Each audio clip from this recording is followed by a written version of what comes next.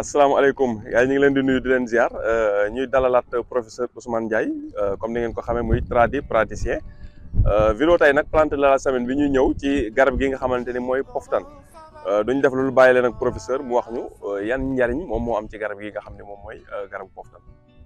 salaamaaleykum wa rahmatullah sëñ Pape ñu ngi lay ziar bu baax di la ndokkeel di wax ni poftan moom ñu bëri dañ ko xamul ci Sénégal xam nañ ko sax mais njëriñ yi lañ xamul. may profité nag di remercier wala di wax sama benn góor goo xamante ni ku ñuy wax Mahfous Saw Kunun ku yàlla mayoon ci xam-xamu garab maa ngi koy jaalewaat yendu nañ këram suba ba ngoon mu ñu jox njëriñ ci poftan. yal na ko yàlla yéen daa génn àdduna. dafa génn àdduna ci ñoo bokkoon daare Fajtal ak daare Sëñ Babacar Mbaye donc Mahfous Saw ku yàlla mayoon ci xam-xam mu joxoñu ci nag ay secret yu bëri ci wàllu baatin nag moom nag ci wàllu baatin la woon. waaw ba léegi rek xëy na moo ci mën a may dara xam nga poftan moom ñu bëri xool nañu dañu mën a tojee liggéey yeeg yu demee noonu. ci wàllu maanaam bu ñu doon wax dañ naan plante magique la. waaw parce que dafa bëri njariñ ci wàllu lu mu mën a yàq ci doomu aadama. yàq gi mooy lu mu tas ci ay liggéey yeeg yu demee noonu. bu ko defee nag tey ñu indi leen ci ay njëriñ rek. mais ci wàllu plante médicinale ci wàllu faj. waaw xam naa ñu njëkk loolu ci fin bi nag boo mënee may nit ñi quelques mbir ay secret. après nga wax ko waaw dinañ ci xool mais lu jiitu ñu ñëw ci waaw plante médicinale côté faj bi waaw. waaw plante médicinale la boo xamante ni Pape damay faral ne buñ ko xamoon. feebar yu bëri dina jeex ci Sénégal wala ci Afrique. mais malheureusement nit ñi comprendre uñ ko. donte man nag samay garab sax bokku ci parce que dinaa ñëw mu wax leen moo tax ma koy joxe. parce que dafa nekk plante boo xam ne c'est toxique. waaw mosoon nga ko wax ci benn vidéo bu ñu defoon. waaw plante la boo xam ne ne garab bu toxique. bu toxique la jarul xaabaabal. dafa toxique ba nekk poison.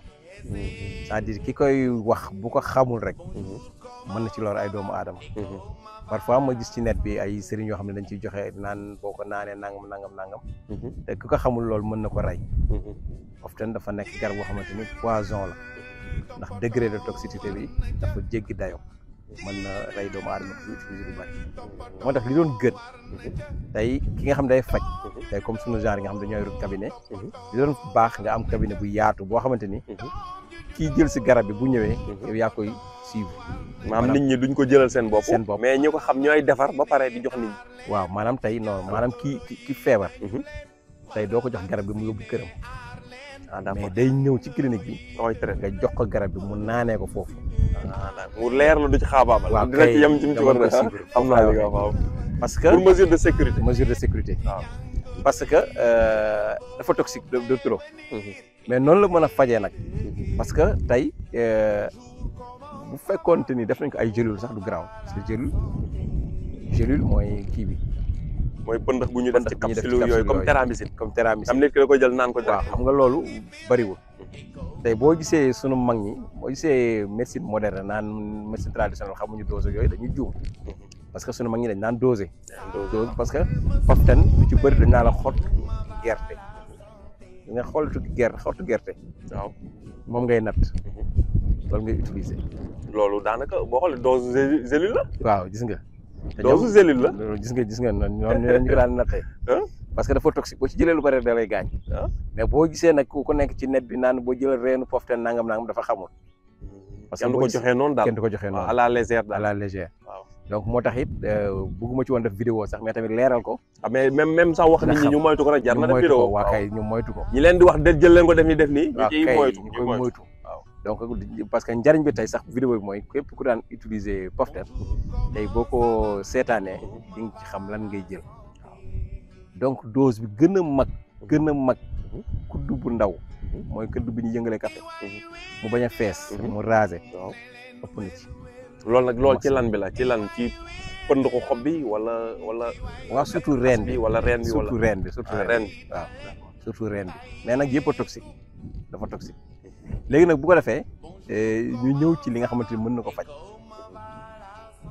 tey bu fekkee asthme la da nga bëgg ko faj nga xamante ni tey kii amee asthme dootu ko sonal carrément dara mënu ci poftan ci nan ci mooy noonu rek ni ma la wax maanaam tey da ngay ci reen bi ba léegi ci reen bi rek ci bëri mën nga jël xob yi mën nga jël xob yi mais bu fekkee ne ni xob yi mën nga jël quelques xob baxal ko baxal naan waaw xob yi da nga koy baxal di ko naan mais bu fekkee reen bi la li ma la wax sax bu fekkee da nga jël benn kudd bu ndaw bu dee mag waaw bu dee xale mu gën ko tuuti mais xam nga boo nee reen ba pare danañ ci jël kudd loolu processus bi nag processus bi non boo ko defee mooy da ngay wal reen da nga koy wal waaw ba mu nekk sunguf sunguf foofu laay waxee ba mu nekk sunguf ba pare waaw nekk sunguf waaw parce que doo ko jël noonu su fekkee da nga koy xooj noonu tamit mën nga ko jël xooj jëlee directement xooj ko ci ndox xooj ko ci ndox ba waatee tuuti ngay jël gis nga parce que dafa toxique li ne dafa toxique rek dafa toxique mooy loo xam ne dana faj de mais ku ci jël lu ëpp dalay lor gi moo ëpp waaw dafay dalay lor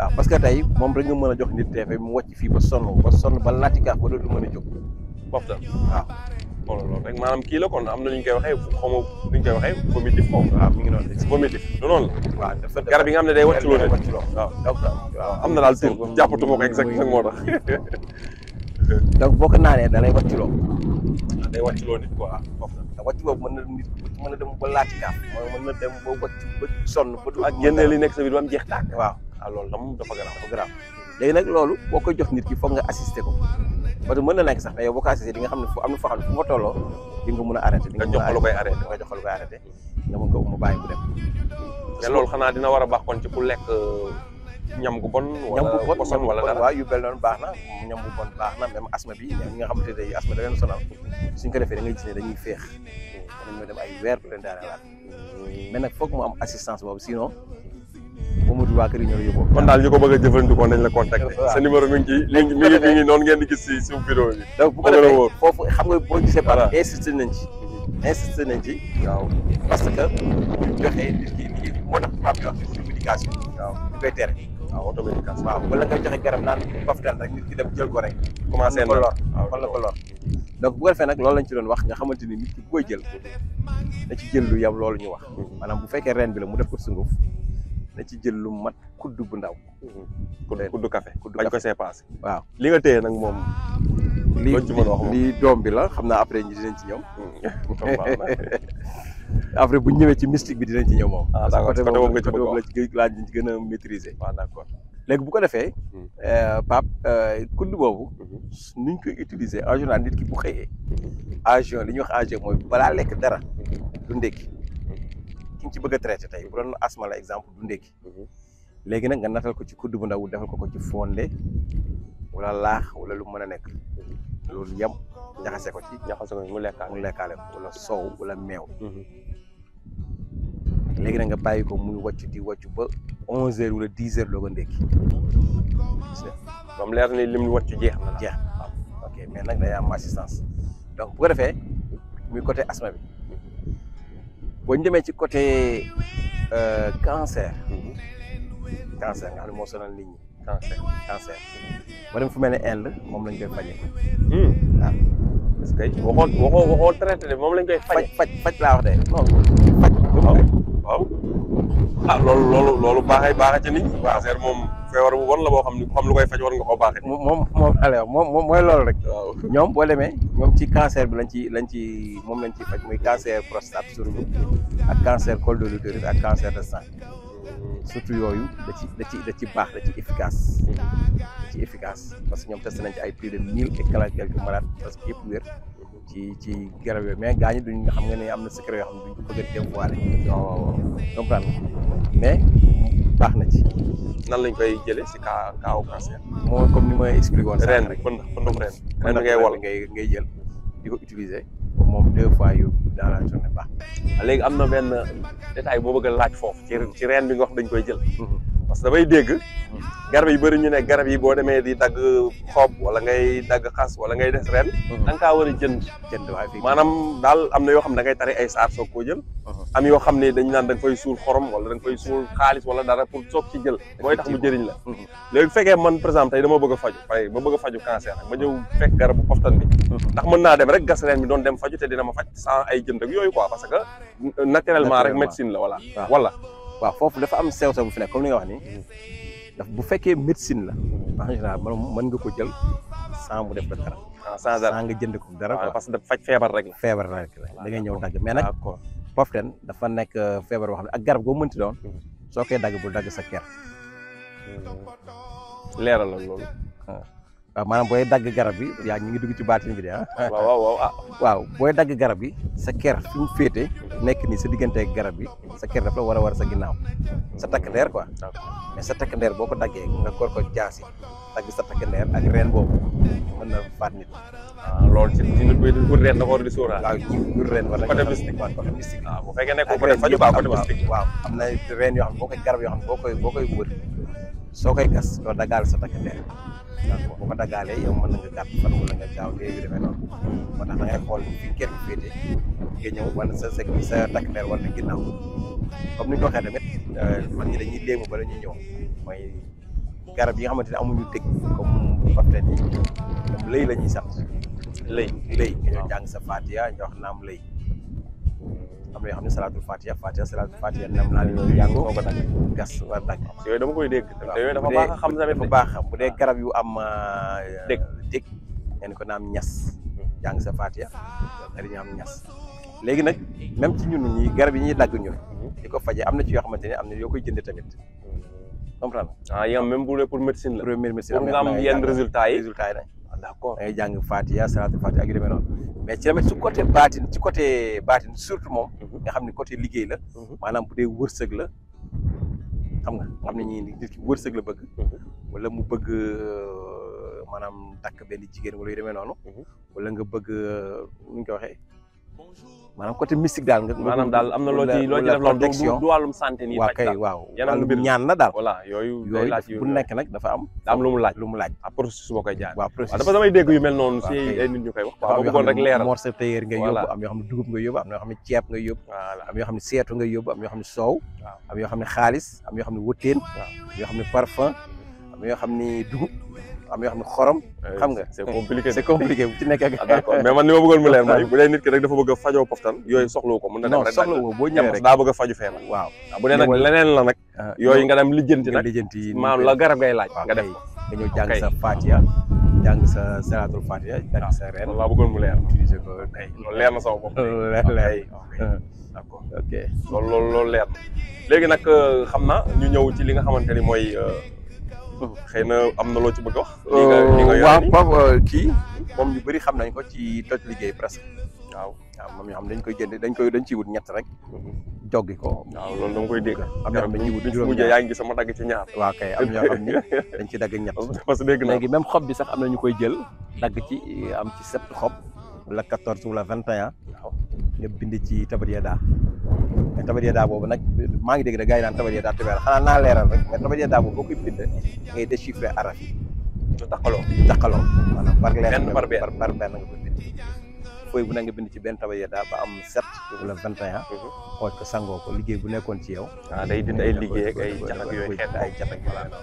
doom bi nag moom bu dee ay catak yooyu mën nga ko teg rek dëgg si. da ngay ci toog rek dëgg ci lu ci bëri tamit. voilà comprendre mbëri yi doo see làmb ji sax nga mbëri dañ koy def avant ñu bëri ñu tegal ay poftan ñu dëgg ko mu toj jaara yu demee voilà même tóortóor bi tamit baax na day maye xaalis.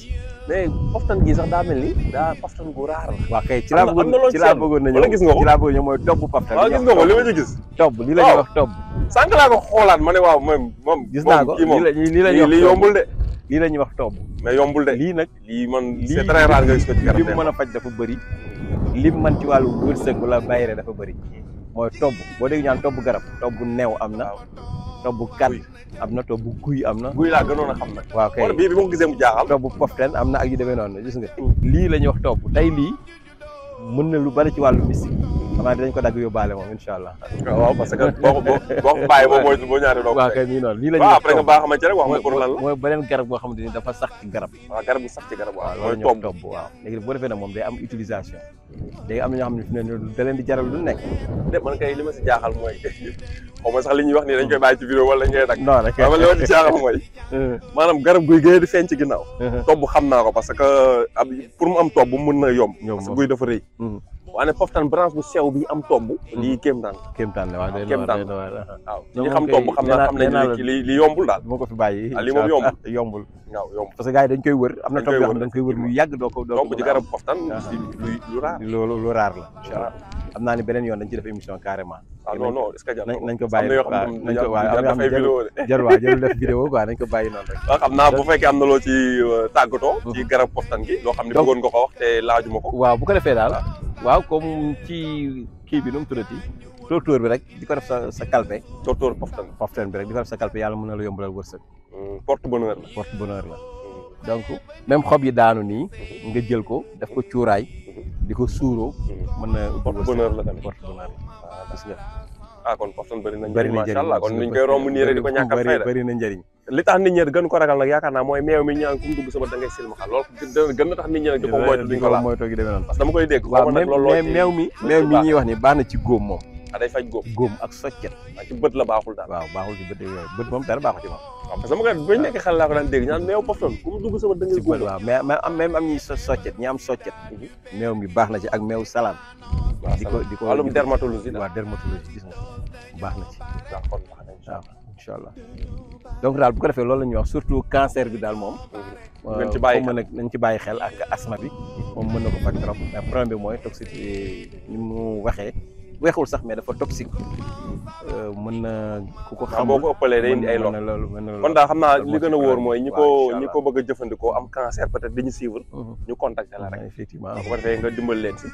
xool lu ñuy def ba traité yàlla loolu yaakaar naa mooy gën a efficace. effectivement voilà kon ñu bàyyi la nga tàggatoo. waaw bu ko defee waaw sëñ Pape ñu ngi lay nuyu di la ziaraat comme émission bi gis naa ni vraiment am na njëriñ. ndaxte poftan moom ñu bëri ñu ngi ko fi doon romb te xamuñu woon njëriñam. tey yaakaar naa ne liñ ci wax ni as néew. vraiment bàyyi nañ ci yu bëri nag yoo xamante ni côté baatin bi lañ gën a gëstu sax. mais côté boobu waxaguñ ci. mais pour wan na leen nag li mu mën a faj bëri na.